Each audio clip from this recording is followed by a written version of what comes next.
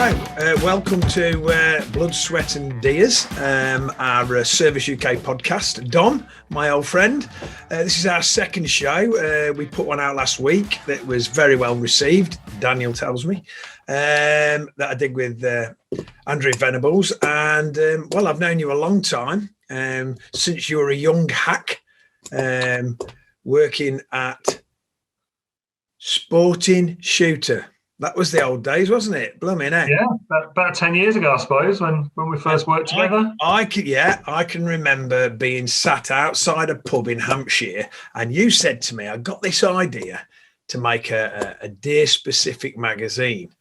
And you were really excited about it, which made me really excited about it. And I can remember writing my first article for Rifle Shooter in the first edition about a story about two fallow bucks that a Dutch guy shot years and years ago. I can remember that so well.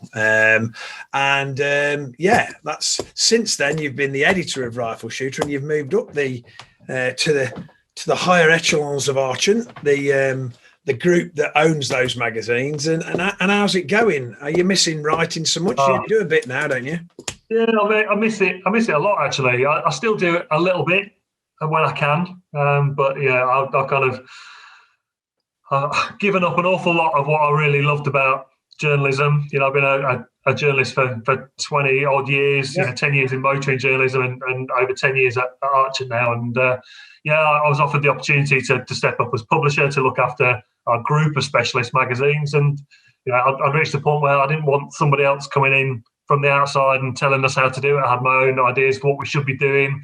Obviously had lots of experience with launching magazines, but I think, you know, we need to do a lot more as a publisher digitally, and this has given me the opportunity to get, you know, dedicated digital content producers on board, and we've seen our digital audiences, our web audiences massively increasing over the past year, you know, in some cases almost doubling year on year.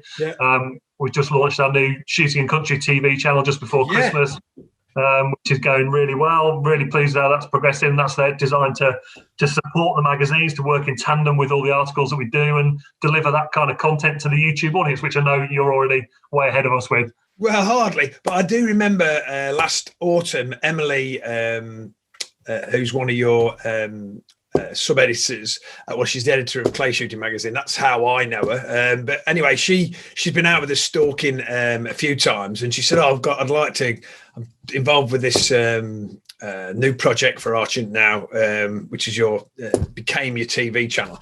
Can I come out with you? And I said, well, the best time to come is in the fallow rut. It's really exciting. Sure, we can get something on camera, and it's the time of the year I love as well. And so she rocked up this really nice camera guy. I don't think he'd ever seen anything shot before. I think that was the first deer he'd filmed being shot. Out we went. It was pouring with rain. I think we got a day to do it, and it just tipped down. There was nothing happening. It was mild, everything you didn't want in it. And we stalked, and all we saw was blooming roe deer and everything. And we packed up and we were walking back down the track, and out come this muntjac buck and started walking away from us. And it was like, quick, I want that. And it went back in, went back out, and we got onto it and just managed to stop it, and she got a shot, and that was one of the first films that went up on it. So she did a great job, and it made, from a fallow rut film, it came to muntjac cull stalking film. Yeah, well, you know, the good news is Chris, the cameraman's still with us, so it didn't put him off completely. Yeah, he did a good job. So that's an exciting new project for us, and going great guns.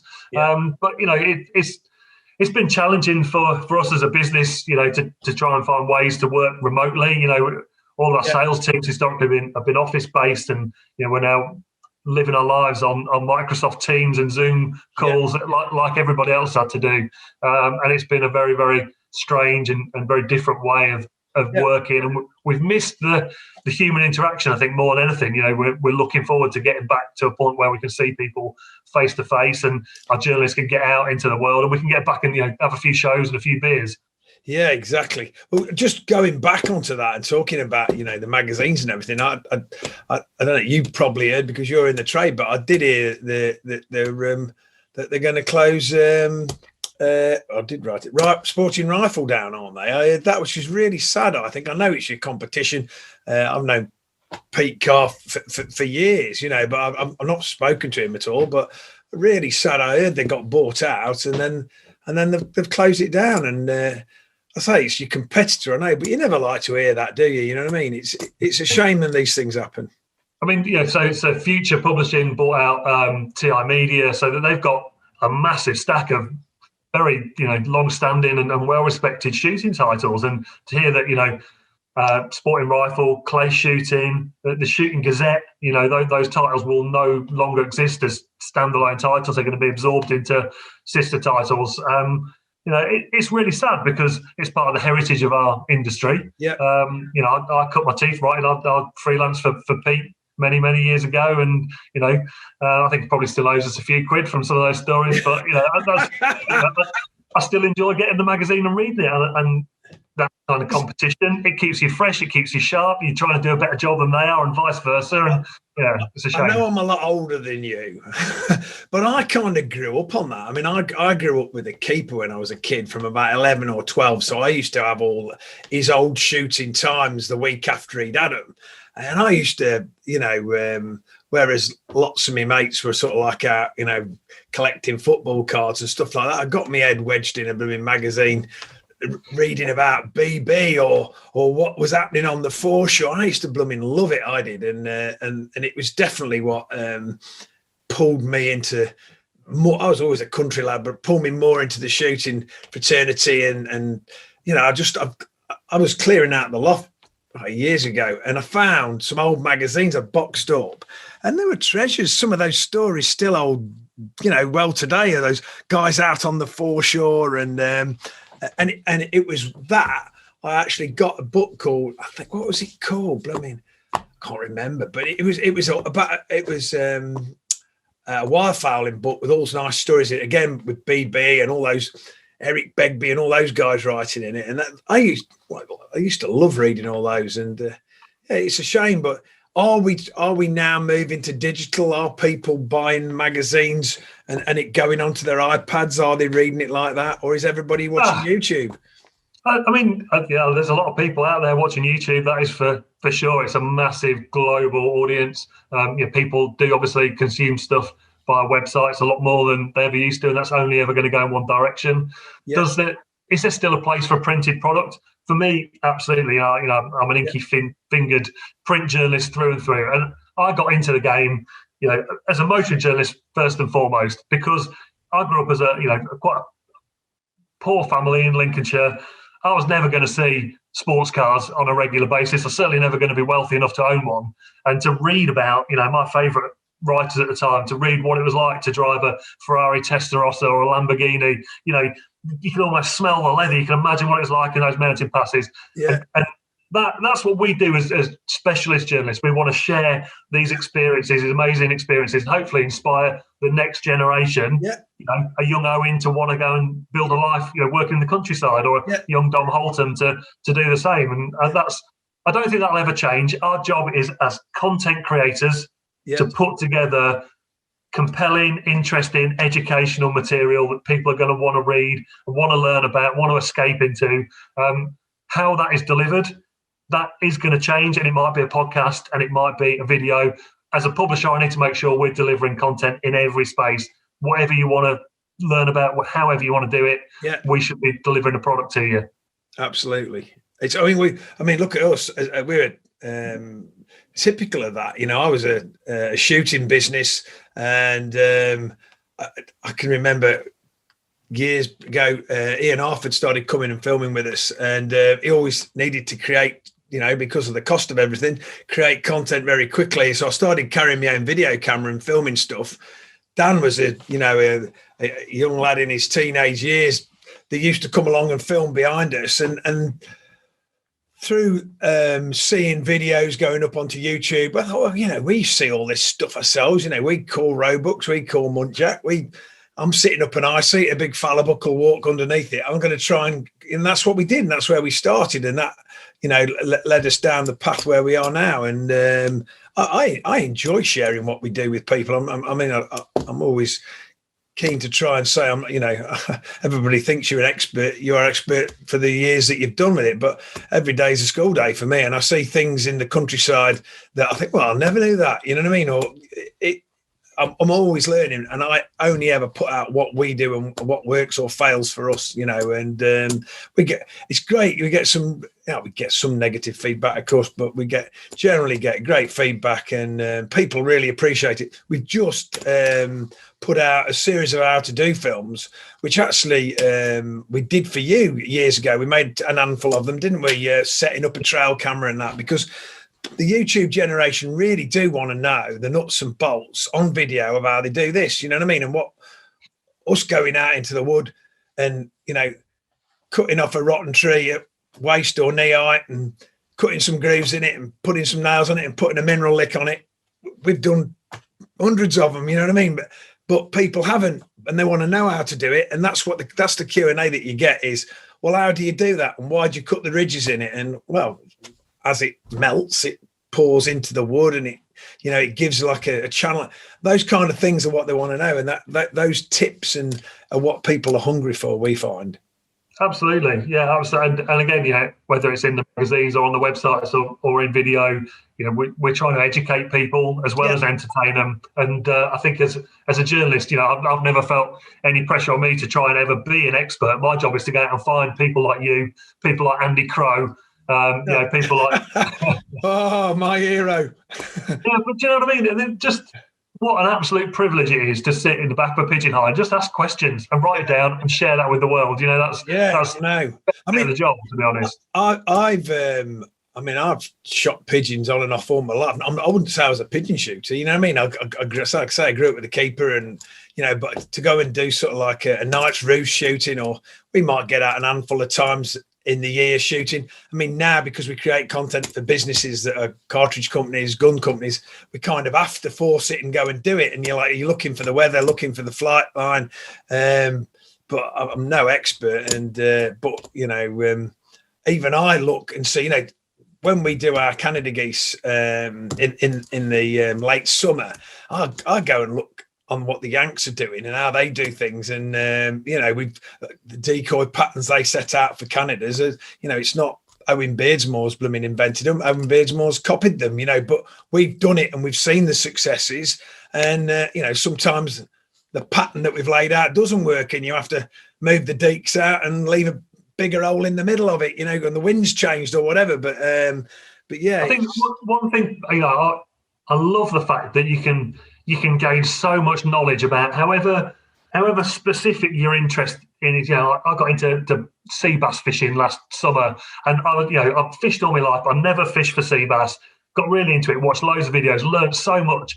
But there is no substitute for going out and doing it and learning yourself. And when you crack a bit of information, you work out something for you in the kind of cogs mesh. That is just that is still the best. You can't take your shortcuts. You still have to go and put your time in and go and learn for yourself, I think. Yeah, you're right. You've got to lose 10 ferrets before you realise. Oh, dear. I can remember years ago that practical experience. I used to have ferrets. And again, we used to have a keeper at the weekend, but my Sunday morning I was allowed to go and do what I wanted. And that was either just walking around with me gun or take me ferrets out and everything. And I used to love my ferreting and just standing back with like a 20 bore or my little 410 and shooting them as they came out. And but my brother was not really into it at all. But him and his mate decided to borrow my ferrets, unbeknown to me, and took the biggest one, big polecat ob, whose name was Sausage, actually, but that's another story. Took them off down the fields and then came back and found me. I went, we took the ferrets out, ferreting. I went, what, ferreting? You don't go ferreting? Yeah, and they've all gone. and I kind of lost my best ferret. Never to be seen again. In 10 minutes. But I still love him. But it's that practical experience. You can't beat it, can you? And but there's I say in the things that we do, I do try and be honest to everybody about how we do things, and it's very, like you say, very difficult. You can pick up a bootlow and calling, say, a muntjac at this time of the year. You know, and I was just out in the woods this week, and I thought I'll just give a couple of calls, see if there's anything coming, and nothing did come. But you can do that, and you can make a video about it, and you can go, you know. And I can remember a million years ago having the cassette of Richard Pryor's on how to call deer. And you go into the wood and you shuffle your feet and you make a nice play. But no matter how much you listen to it, it's just an idea. You've got to be out. You've got to go on and put the shift in, haven't you? Out in the woods, you've got to. But if it gives people the basics, it explains. You know, if we can share the right kind of kit to use, the right kind of places to go, the right kind of time of year to try, and it gives people the confidence to go and do it for themselves. Well, yeah, that's a great thing. What do you think?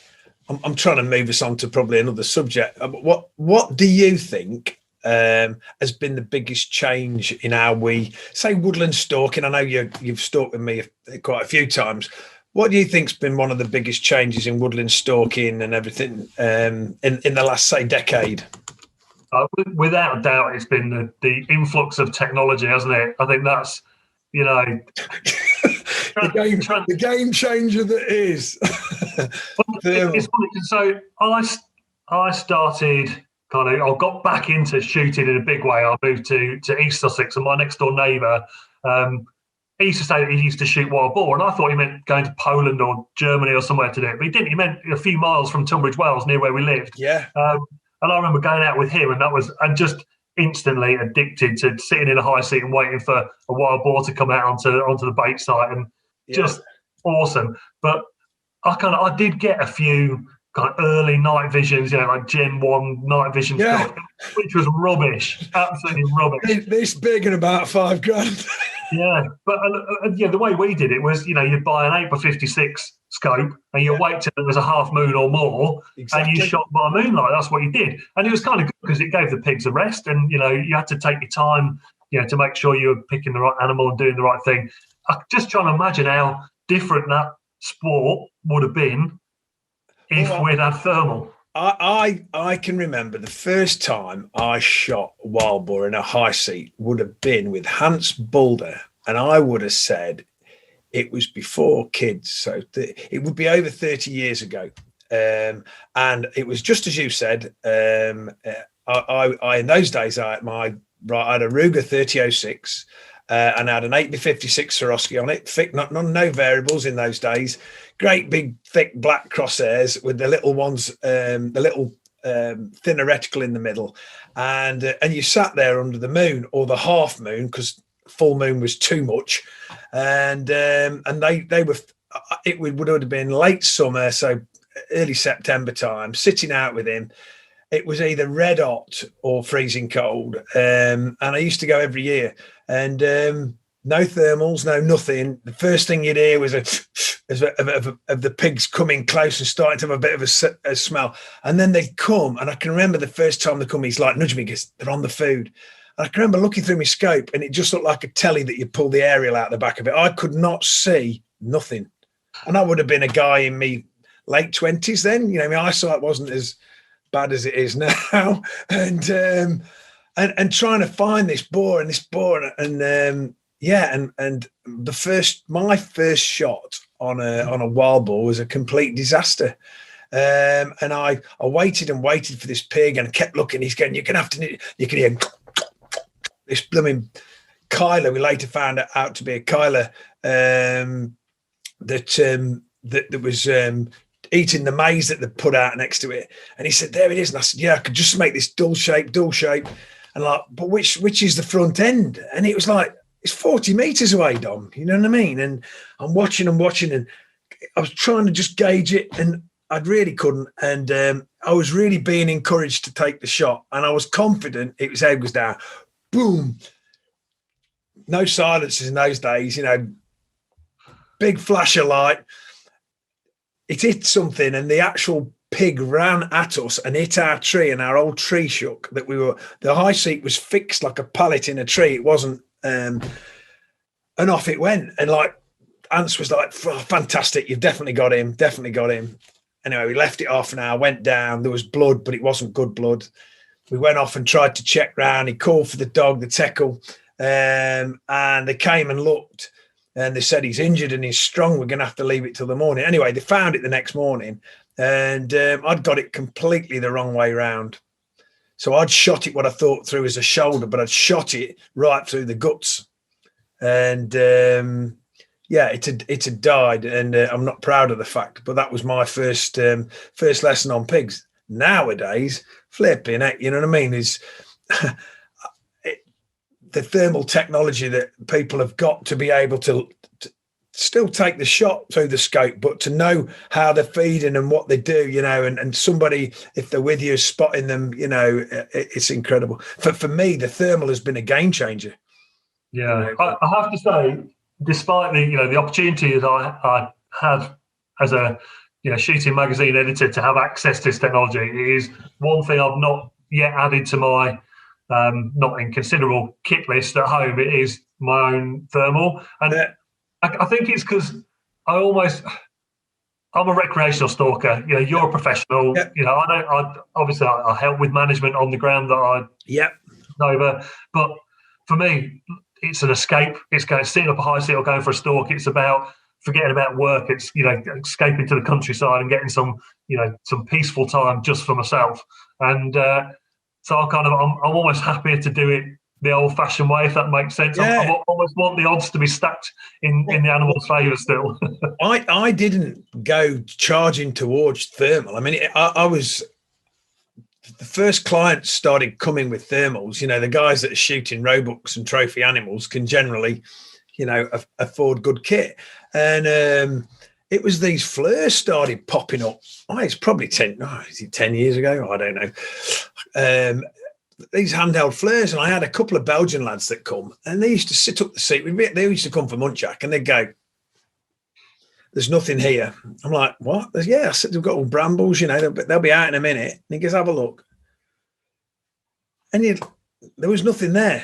And so you go to the next seat and you get up it, and there'd be 4 Muntjac sat out in the brambles.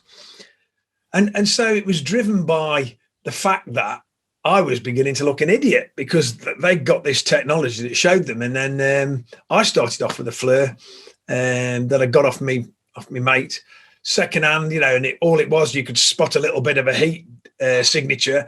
You still couldn't see what it was, but you knew there was something there. But, a lot of the times it would be an air or something like that, and then I probably 3 years ago, I had given me by a client as a tip, bless him, a pulsar thermion, and that's what moved me onto it. And it's a game changer. When you've got to produce results, and in our fast-moving world where people pay you money and expect results, it is the game changer. You know what I mean? And it's that. And I said to you, what do you think changed it? And also range-finding binoculars, I think, was the 2 key things that have made us better and faster in what we do. And let's be honest, with the deer populations we've got to be more efficient, haven't we? At the end of the day, you got paying customers that they have an expectation of a result. The pressure's on, isn't it? And I guess that's the difference between those that can choose to. It's like, if you want to go and catch a trout in a river, you're probably best off going with a spinner or with bait. But actually, if you love fly fishing, you want to go and catch one on a dry fly. Oh, yeah. Not necessarily the easy way, but if that's the way that gives you the most satisfaction, then that's part and parcel of it, isn't it? It is. That's one. And what you've just said, just tracking back a couple of sentences, that's one of our hardest jobs, is managing people's expectation. Because, we put ourselves up there and show what we do and film what we do. And, I try and be on film how I am, that I'm passionate about what I do, what we enjoy, if we've had a good stalk and, and the disappointments of not getting things as well. But people really do turn up with an incredible expectation that has increased as time has increased. You know what I mean? Years ago, I used to have a really nice Scandinavian guy who was a surgeon, used to come over, Mogans, whether he might even be listening to this, I hope he's well, but smoked a pipe, no expectation, just was enjoying his holiday, and we always got him roebucks. He was never bothered about the size or whatever, it was always about his holiday and everything. now, you get emails that people are talking about the grams. What's this? You put a good muntjac up on social media, you get a personal message. How much is that? I want to shoot a big gold medal. And, it's difficult. It's an Amazon world where you can just click and get it, can't you? And hunting isn't that. It's, you have to work for it, and you have to manage your populations to get those kind of deer. And then once you've got them, you can't always get them. I've got bucks out there that I've tried on lots of occasions to get, and we've just been unsuccessful, and that's one of the things that we have to do our best to try and get is people, when they're coming over, is they understand what I'm expecting to get is the same as what they're expecting to get, else you're on an eye into nothing from day one. Yeah, it is difficult. And again, we tend to, in magazines, you don't write about the 10 blank trips that you had to get that really nice buck, because there's only so much kind of failure in inverted commas you want to share. And you guys wouldn't put, you don't always, you put the edited highlights into the world. Sometimes we all do, don't we? Because that's just the nature of it. I'm guilty of that. Even with my mates' WhatsApp group when we go fishing. If you go on a blank trip, you don't always tell them you've been, do you? But it's a fact no. That's right. That's like a going pigeon shooting and getting all your decoys out and shooting 4, but then we just say, well, we've just done a photographic trip to get some content, But it's just been a flat day, you know what I mean? It's actually the last article I wrote for Rifle Shooter a couple of months back was two stalking trips, actually. One that was successful in inverted commas as far as I got a deer, and one that was a blank. And the successful one was, honestly, it was just not a pleasant experience. I was short of time, sun was going down, I was in a rush everywhere. Yeah. I bumped some deer, managed to get one shot, but got up in the high seat. Then someone came along with their dog bloody loose, running around here when they shouldn't have been there. And then it was dark. Then it was the end. I was like, well, that was rubbish. But I've got a deer for the freezer. The farmer's happy. That's fine.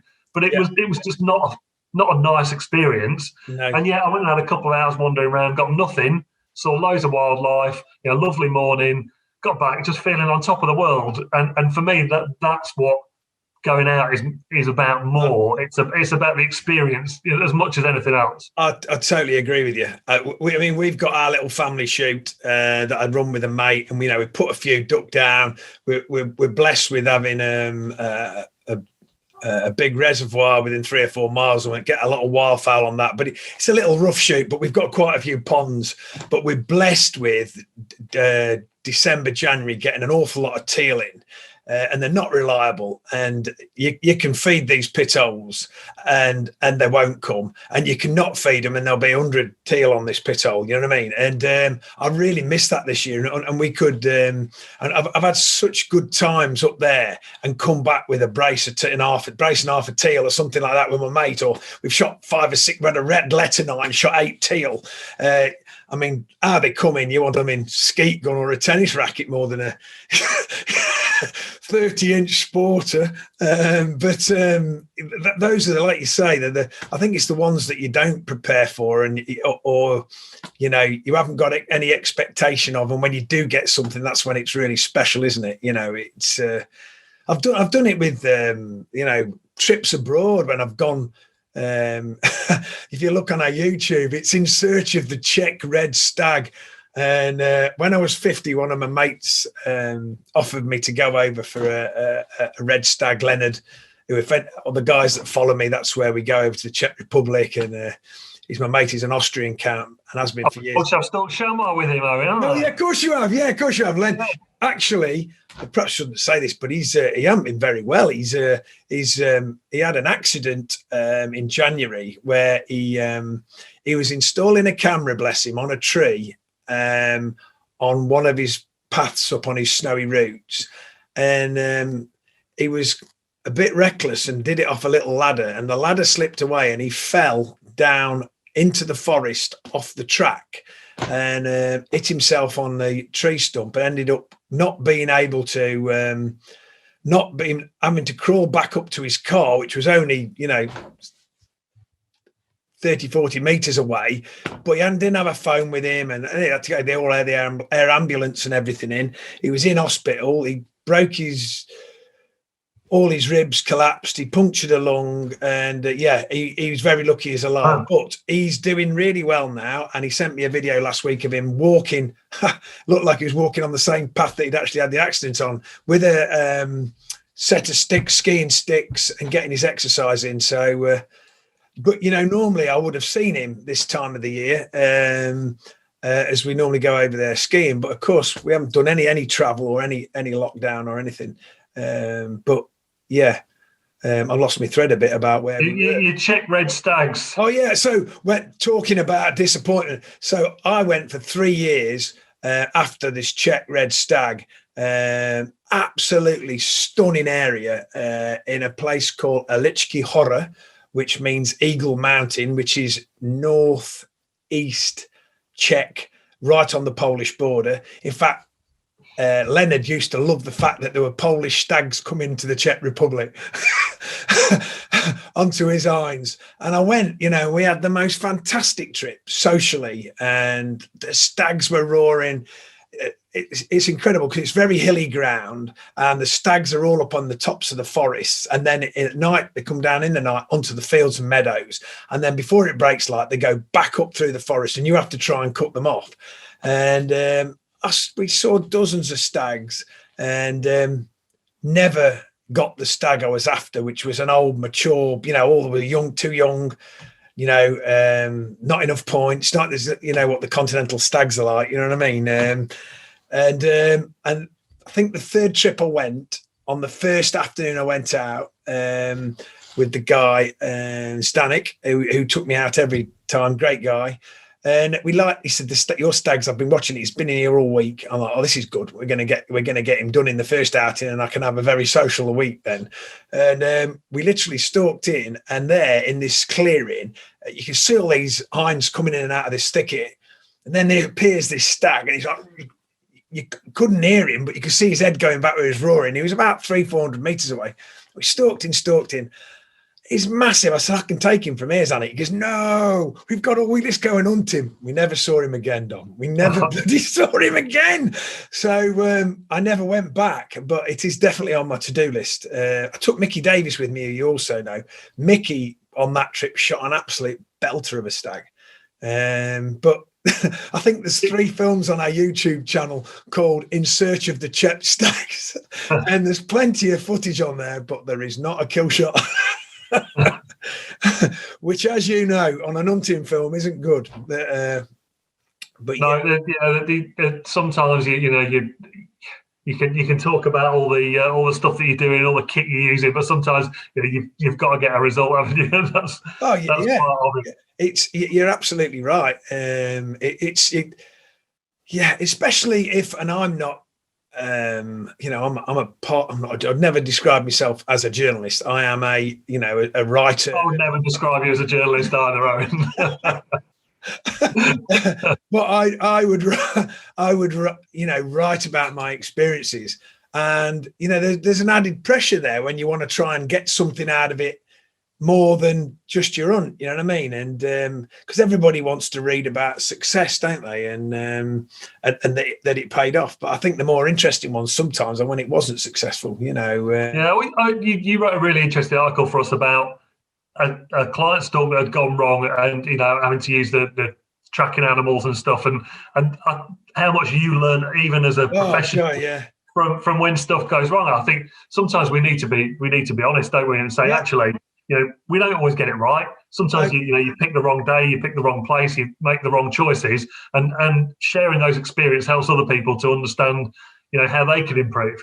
Yeah, that I was talking about that one was a very regular client who's a very good shot, who is used to roebucks in the rut and the excitement and the quick decision making of it, and it as it happens, it didn't go right, and we got a wounded animal.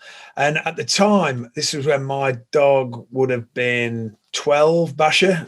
God bless her, she's gone now.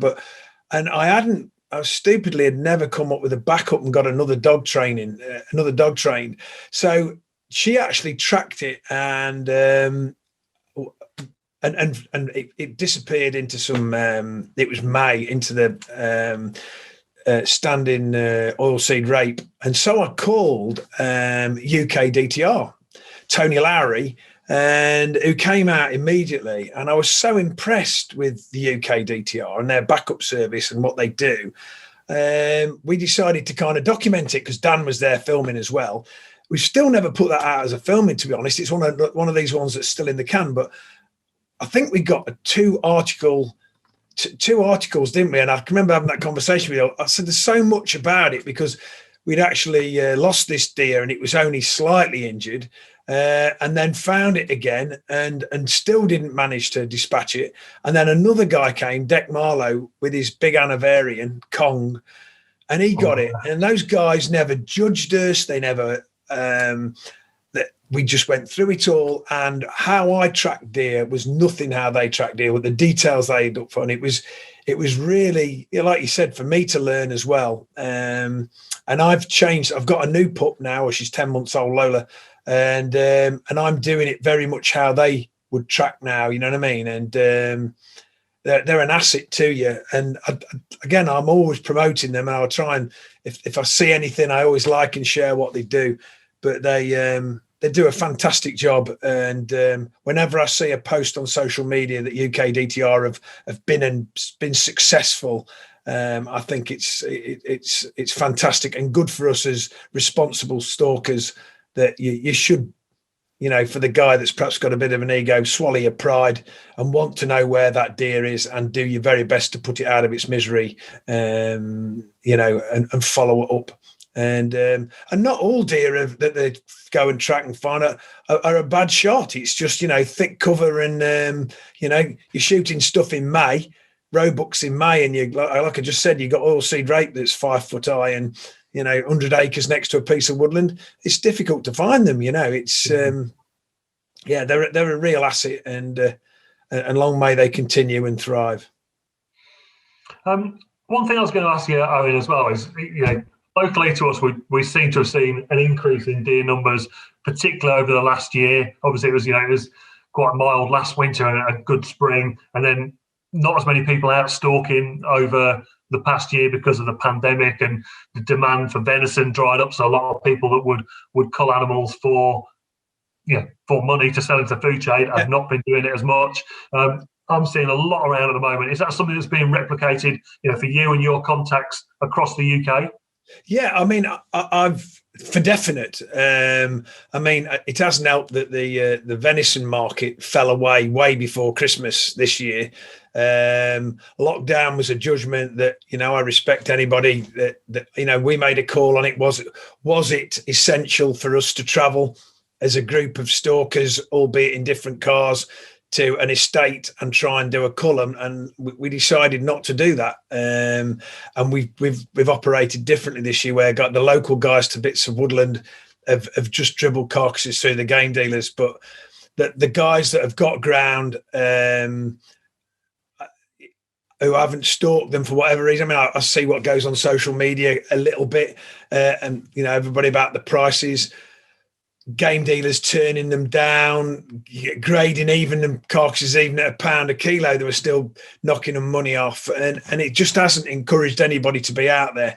And I would totally agree. I reckon we've done 70% of our normal cull, which I don't think is too bad given what we've had. But we've had no client stalkers in. It's been all at our own cost. Which is tough on our business. It's the books have to balance, and it's been really tough.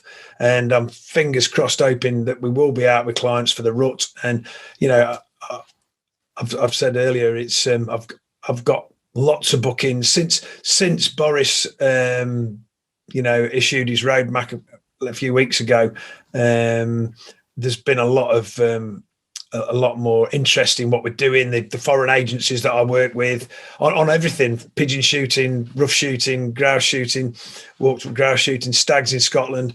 But I was talking to one of the estates I worked with last week, and they'll let you book the stags and all that, but then you speak to the accommodation, and this was a local sporting hotel, and they wouldn't give you any commitment. They'll put your name in the book, so it's difficult. And but back to your question, I think there's been definitely a rise in the deer population this year, and mild winter.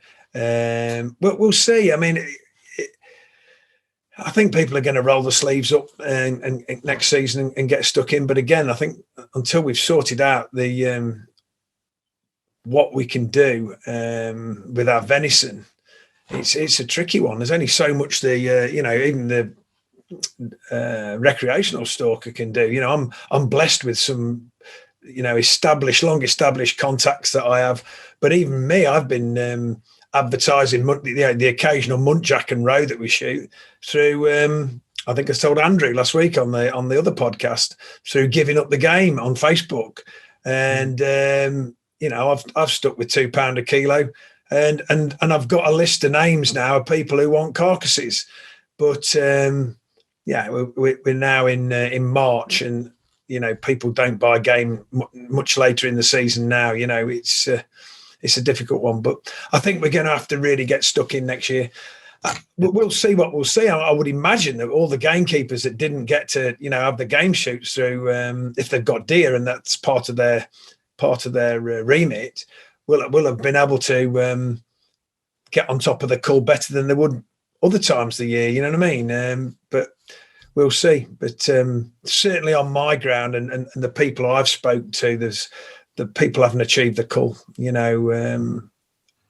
Hopefully there'll be a large number of people, myself included, that having been kind of shut away at home for months, desperate to get out and go to different parts of the country and get back out doing the stuff they love doing. I think what's the summer, and I think that the date is the 21st of June, isn't it? I think the game fairs and the shows and everybody's desperate to get back to them for the social, aren't they?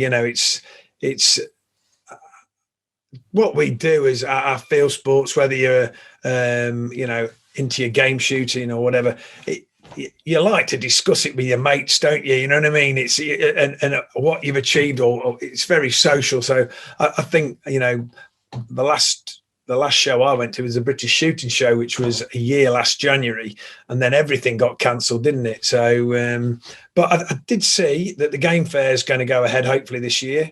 It's been given the green light, and hopefully it'll be well supported by the industry. I certainly think the punters will want to be there. Yeah.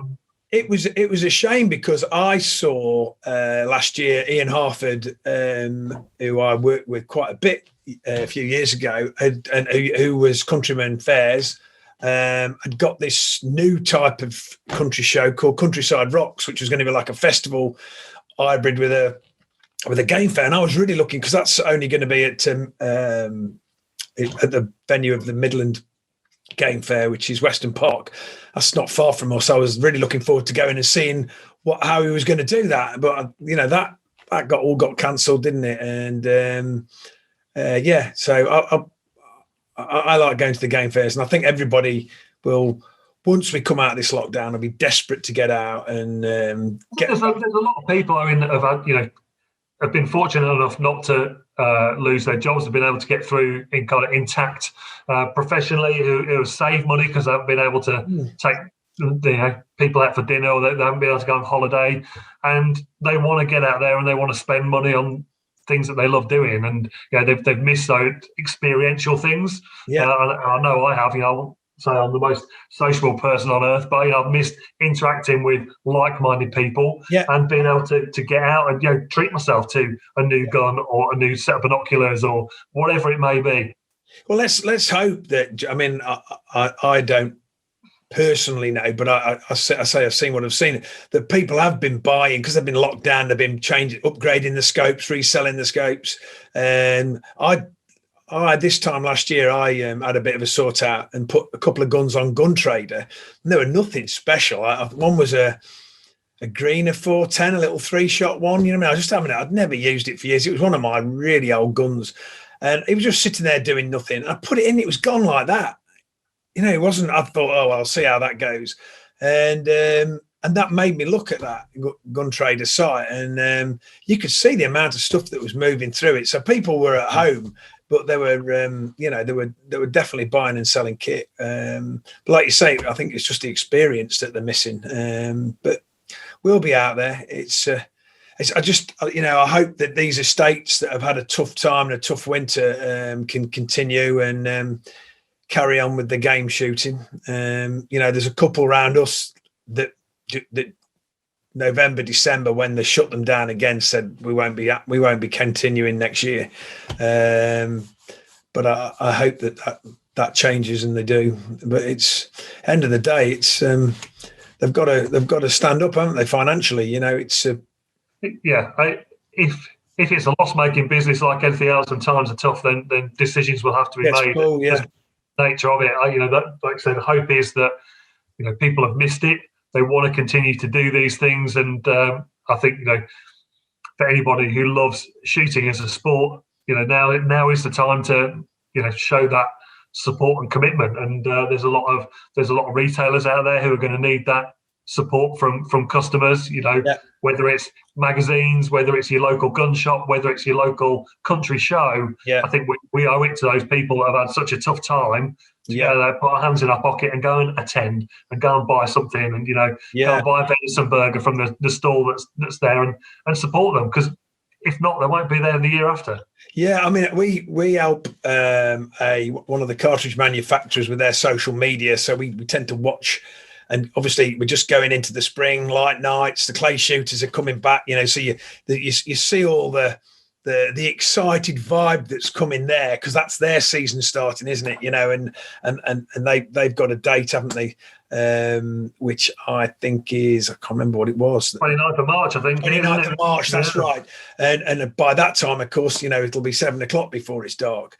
And but these the manufacturers of the cartridges, they've had a tough old gig, haven't they? You imagine that they've got all those cartridges ready for the game season, and then people would already know in November, well, I'm not going to go and buy 2,000, I'll just buy it. So they must be sitting on all that stock. It must be tough, and we have got to support them. But let's remain positive and hope that we are going to, with this vaccination, we have got a route out of it, and we are going to be able to continue with the things we love and see the people that we used to see.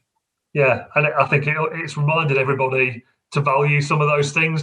Don't always take it for granted that you can always go and do the things you love with the people that you like doing it with, because it's been a real shock, hasn't it, to realise that can be taken away from you. And so on saying that, then, so have you developed anything? What have you got into? I said to Andrew last week on that last show, what's been your guilty pleasure during the lockdown? Is there anything you've started doing? I've bought a dehydrator and I'm making all my own sort of like nice salamis and stuff like that. But anything you've got into? Anything weird that you can tell us about?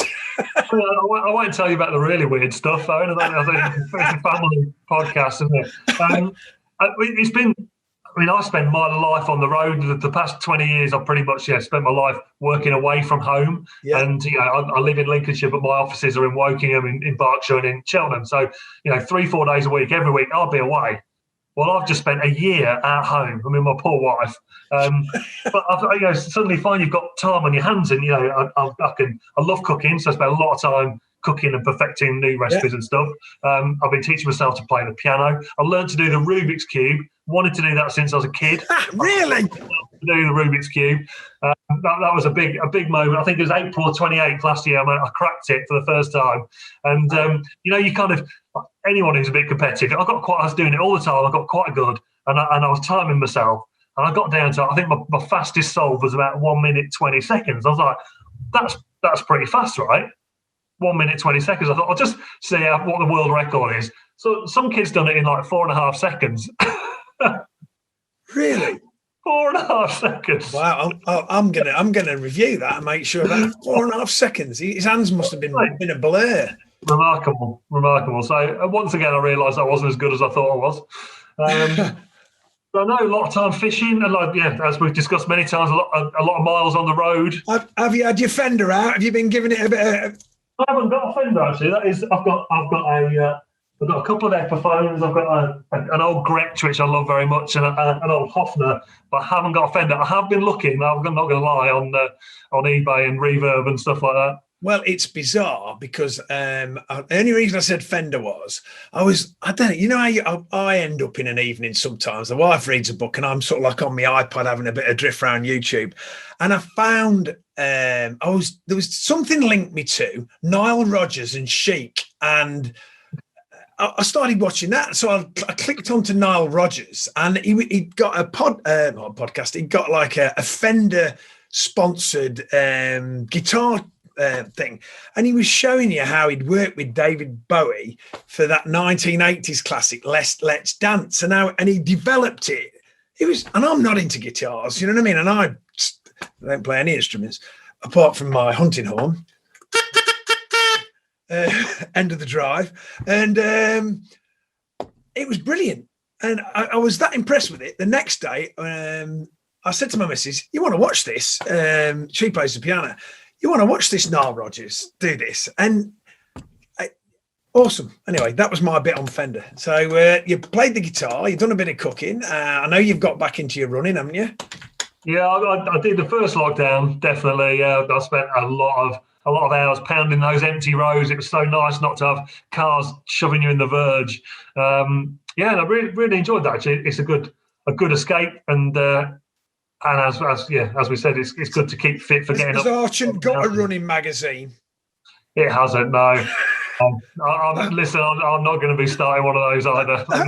That'd be an interesting article. So I put my trainers on and off I went down the street, looked at my watch, and I was running along, and and I was running, and then I ran some more. It's just the same, isn't it? It's just the same.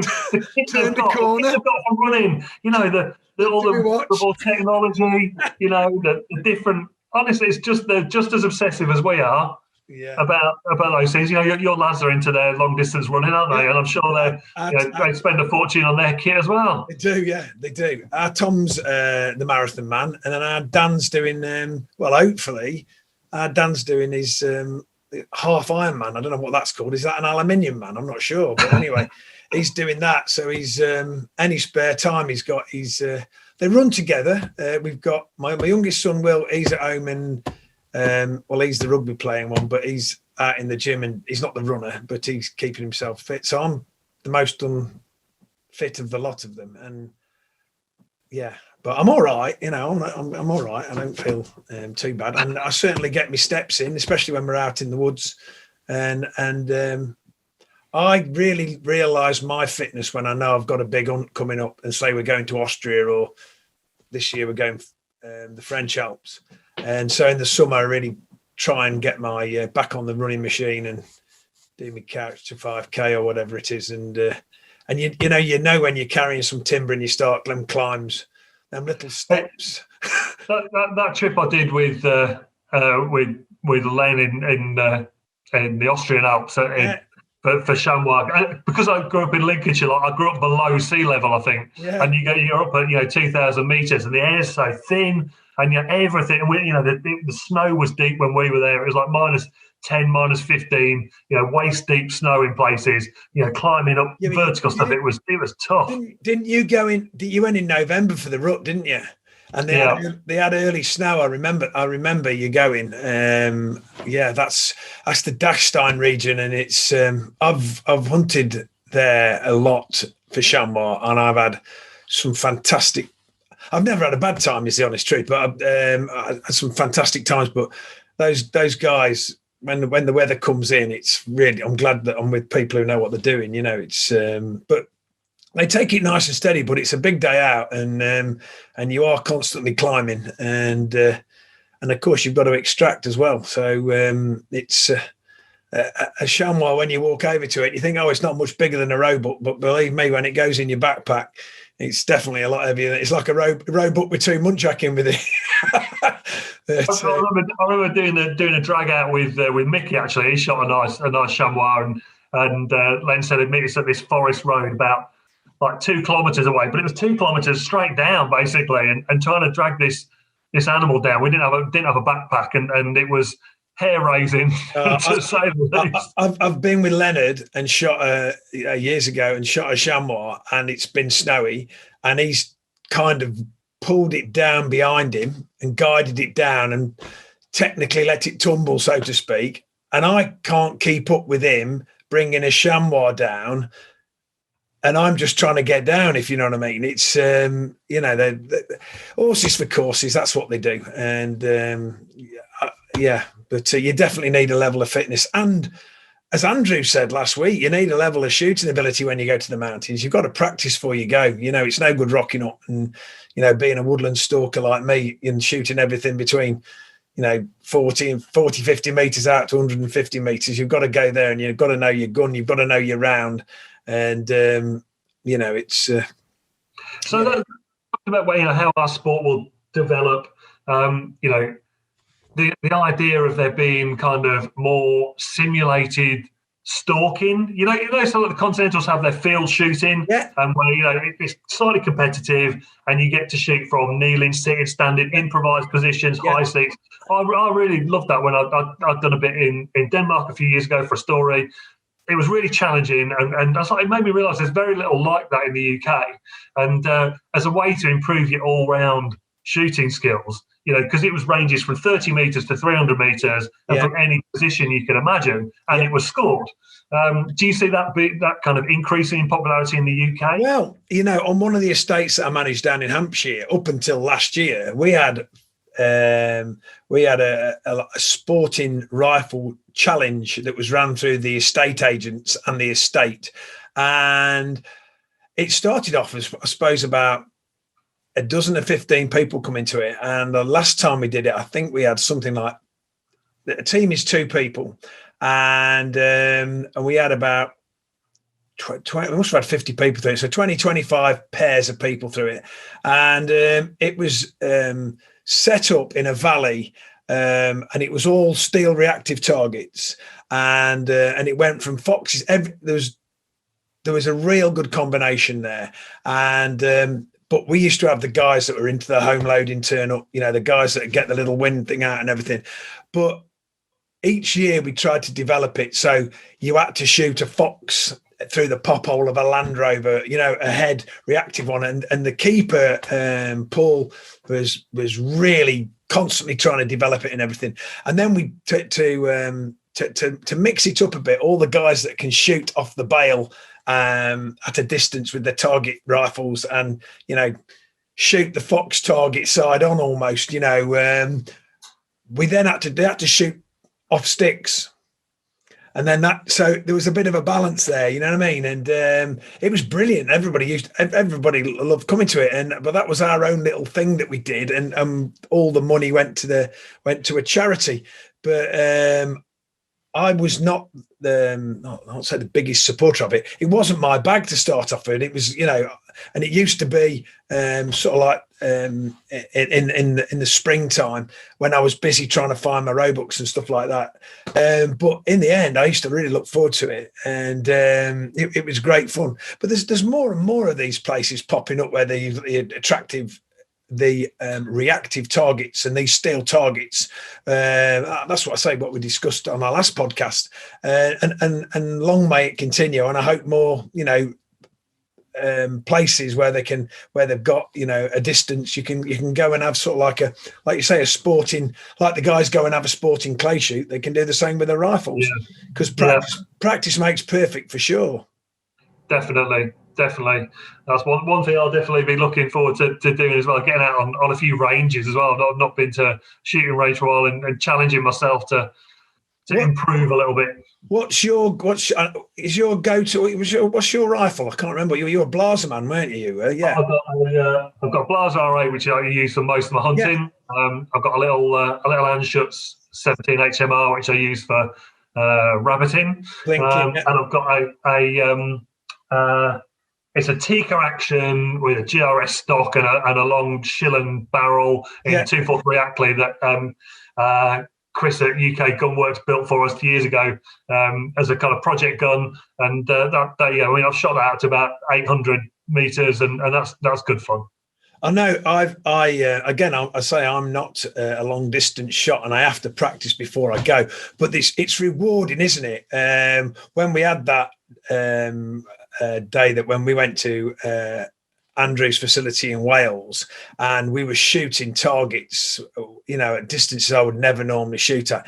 It's really rewarding and really builds your confidence to push your gun, not to its limits, but certainly to the limit of what you've perhaps shot before, and really enjoyable. It's everybody that comes stalking with us, we put on the range, and you'd be surprised how many that he turn up with a gun that ain't even zeroed, Dom. It's especially lads from abroad, they'll say to them, well, when did you last shoot it?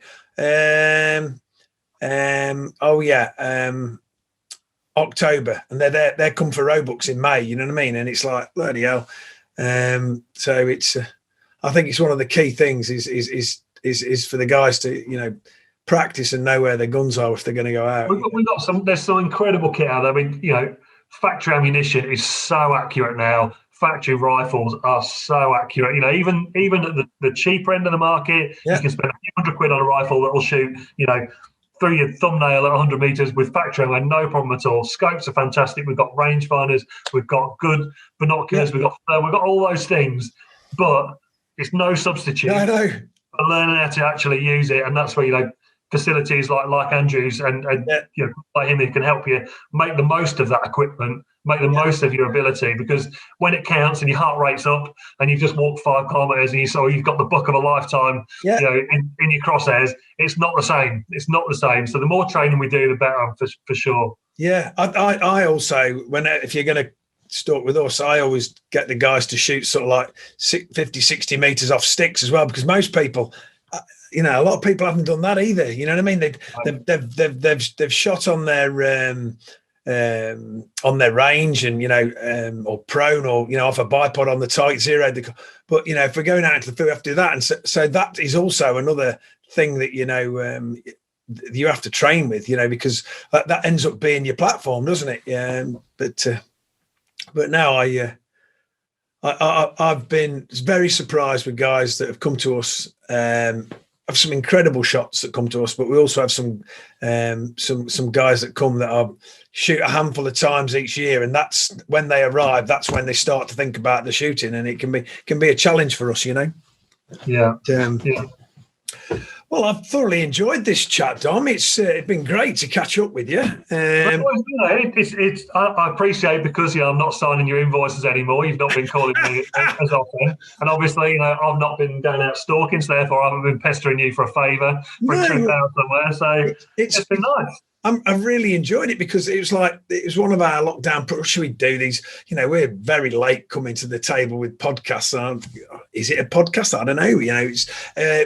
I just made a list of people that met over the years that I enjoy the company of, or have something to say and all that. And it's just like a chat on the phone, really, isn't it? But we recorded it, and you said to me before we started, listen, Dom, look, if anyone else is going to say yes to this, you're going to have to set the bar pretty low, so they've got no expectations to perform well. So I hope I've managed to achieve that for you, Aaron. No, you have, and I really appreciate it. And I'll look forward to the near future when we're back together out in the woods. We'll touch base and either bump into you at a game fair perhaps before then, but wish you and your family all the best, Dom, and thanks for coming on, and let's hope Dan can stitch something from this hour or so we've had. If he can turn this into something watchable, he's a better man than I am. nothing but tea, sorry, and I hope you have a great weekend, and take care, and look forward to seeing you in the flesh soon. Not too much. See you, See you, Dom. All the best.